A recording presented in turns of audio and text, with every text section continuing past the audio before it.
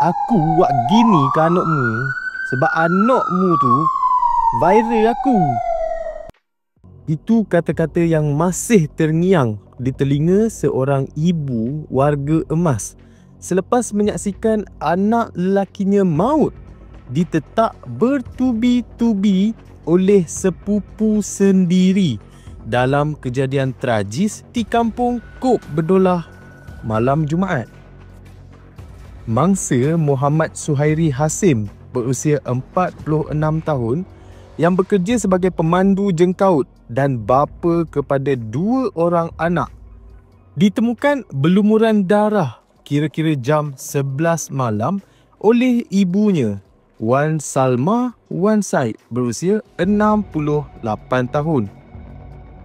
Menceritakan detik ngeri itu, Wan Salma berkata dia sedang bersiap untuk tidur apabila terdengar jeritan kuat anaknya dari luar rumah. Ahli keluarga menunjukkan lokasi di mana Muhammad Suhairi ditemui maut selepas dipercayai ditetak bertubi-tubi di beberapa bahagian sehingga menyebabkan tangan kiri dan kaki kanan putus dalam kejadian di kampung Kok Berdolah, Tumpat. Saya dengar dia menjerit Allah, Allah lebih daripada 20 kali. Saya terus bangun dan tanya dari tingkap, kamu bergaduh dengan siapa pula Hairi? Tapi dia tak menjawab. Katanya ketika ditemui oleh sidang akhbar pada Sabtu.